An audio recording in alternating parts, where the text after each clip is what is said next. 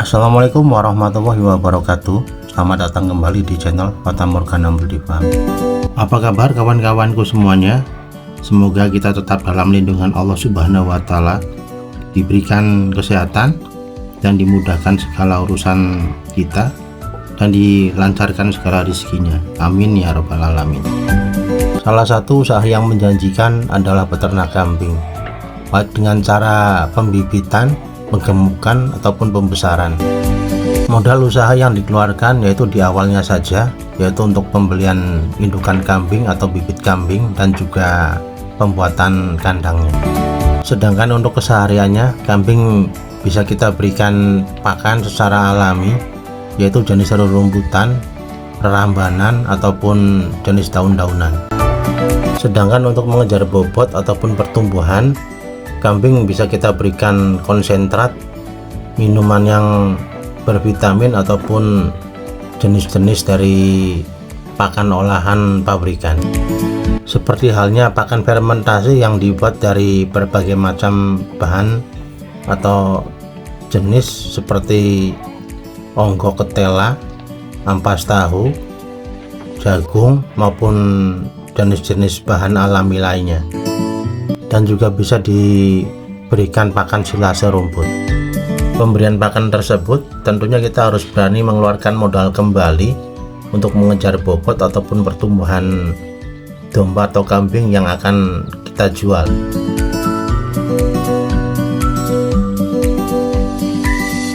Tumpang Sari Beternak Unggas memanfaatkan kolong kandang kambing sebagai atapnya, seperti halnya kandang minti entok, meri bebek ataupun anakan ayam atau DOC.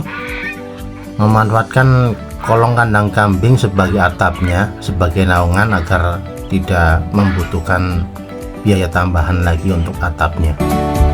Kolong kandang kambing yang terdiri dari kotoran kambing itu sendiri dan juga campuran rumput-rumput sisa makanan kambing tersebut atau rumput yang tidak terpakai akan tercampur baur dengan kotoran kambing itu sendiri.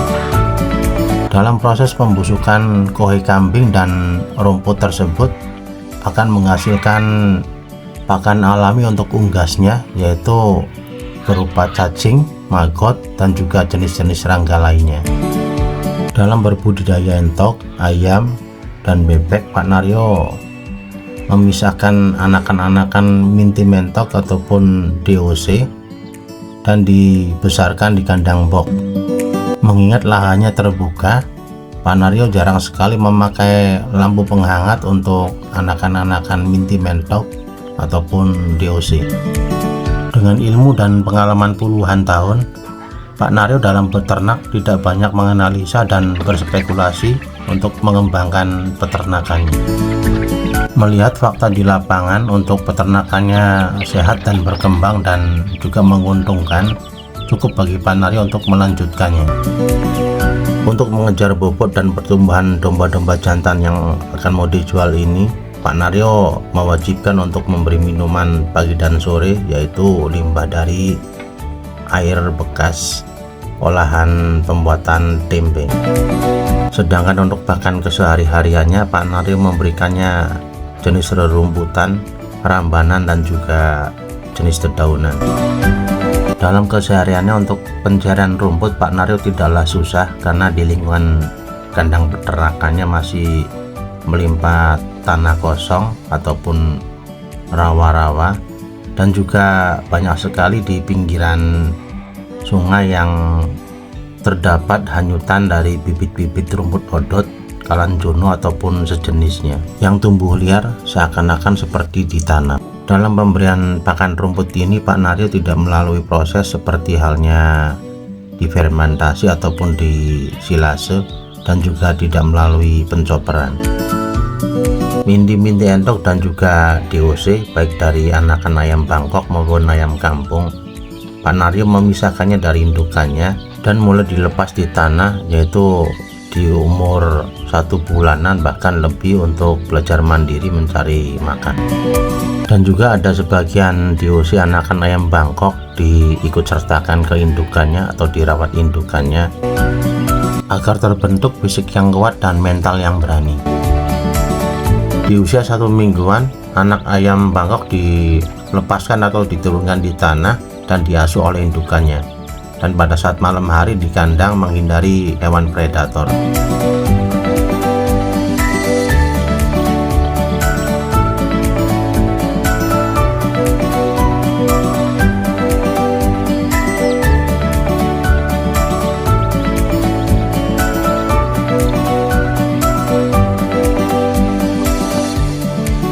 Kambing jantan kendit dengan dasar warna bulu hitam dan selendang warna putih seringkali dicari oleh orang-orang tertentu, yaitu untuk persyaratan atau hajat tertentu sesuai dengan kepercayaan dan agamanya masing-masing.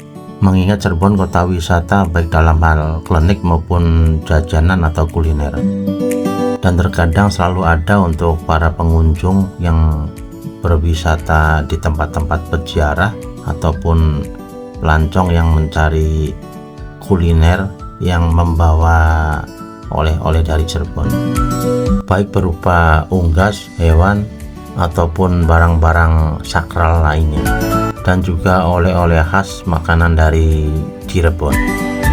Mungkin dari sebagian kawan-kawan yang pernah berkunjung berziarah di Cirebon, tepatnya di makam Sunan Gunung Jati atau Desa Gunung Jati. Desa Klayan ini atau perbatasan Desa Jatimulia dan Klayan ini tidak jauh dari Desa Astana Gunung Jati. Tempat wisata Astana Gunung Jati tidak jauh dari Desa Klayan, kurang lebih diperkirakan antara 1,5 hingga 2 km dari Desa Klayan. Sedangkan untuk tempat wisata Keraton Kesepuhan itu arahnya ke timur atau ke jalan arah ke kota. Diperkirakan kalau naik kendaraan bermotor dari Desa Klayan kurang lebih setengah jam atau 40 menitan. Demikian ulasan yang saya dapat dari kandang peternakan Pak Naryo. Selebihnya untuk kawan-kawan bila mana ingin berkunjung ke daerah Cirebon, baik berkunjung ke tempat berziarah ataupun mencari barang-barang yang unik ataupun yang lainnya, bisa Pak Naryo bantu atau bisa Pak Naryo pandu sesuai maksud dan tujuan dan kepercayaannya masing-masing, dan juga jangan terlepas dari norma-norma agama.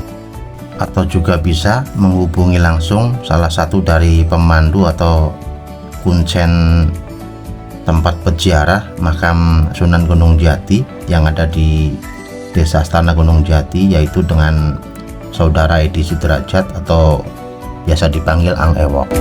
Beliau adalah kawan sekolah saya dan juga kawan pada saat remaja pada saat saya berada di Cirebon. Demikian, terima kasih. Semoga video dan informasinya bermanfaat untuk kawan-kawan yang sedang membutuhkannya. Saya akhiri. Wassalamualaikum warahmatullahi wabarakatuh.